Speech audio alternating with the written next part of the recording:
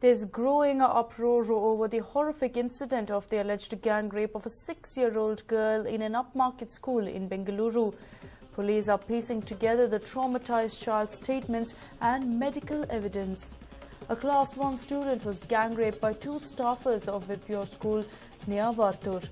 The crime took place on the school campus during class hours.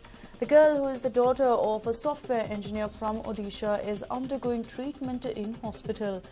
The parents of the school are now staging a protest against Vipure High School over the alleged rape. More than 100 parents raised slogans and attempted to meet the school authorities over the incident, which took place in the school gym.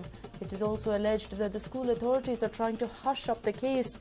It was only after the media brought the issue to light that the girl's parents filed a police complaint and other parents learnt about the incident. Parents have now warned the police that they would stage an indefinite protest till the school management arrives and gives an explanation about the incident, as well as the measures taken to ensure security for children in the school. Police have started the process of identifying the suspects in the gang rape. A gym instructor as well as a security guard were picked up, but a second identification parade is being held to confirm their involvement. Yet another shocking incident coming to light. Not the first time, of course, we've seen a school, in fact, turning out to be a place of nightmare for children. It is considered to be a second home, but that definitely seems to be turning around. A lack of security measures in place. Maybe it's the fact that proper background checks are not done into all those people who are admitted as faculty into these schools. But a horrific crime coming to light. A standard 1 student, a 6-year-old girl, being allegedly raped by her gym instructor and the security staff. And what's worse is that it is from such a well-reputed school, an international school, which should have set an example and treated this case right. Instead, they tried to hush up the matter, and that's what led to so much anger. Remember, this incident took place on July 2nd, but only yesterday did the parents of the school come to know about the incident after the media started taking it up, and now they have demanded answers from the school. Surprisingly, the management has refused to comment on the issue. Despite 1 full day of protests, the school management closed their gates, refused to allow anyone in, and refused to talk to the parents and address their problems and also issue any sort of statement. And of course, it's a harrowing time for these parents who are not sure about the safety of their children, who are not sure exactly what to do as a next step. Let's listen into what one of the protesting parents had to say. My daughter studies in this school.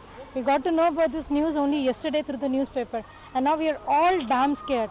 I don't know how can I leave my daughter back to school again. We are taking her today out, but then how long I can keep her away from the school? So we have to find out ways to make sure that the school, sending my kid to school is safe. I don't know what the premises these teachers are doing, but then I'm pretty sure that they have to find out some way to make sure that when my kid comes to school, I'm assured at my home that nothing of this sort, no molestation or anything is happening to my kid. She's so small, she cannot even respond back. So I don't know what needs to be done. There you have it. Parents are obviously scared for the safety of their child, stating that they trust the school.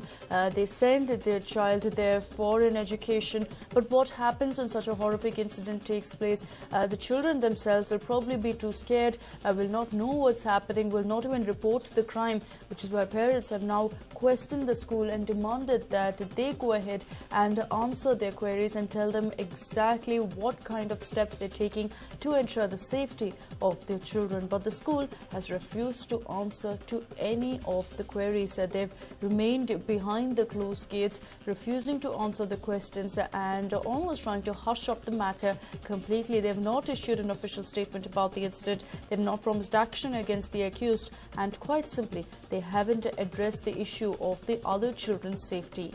Some of the parents have also stated that they require transfer certificates so they can go ahead and admit their children into another school. This will of course affect the education of their child. Hence, that is why we're looking at these kind of escalated protests.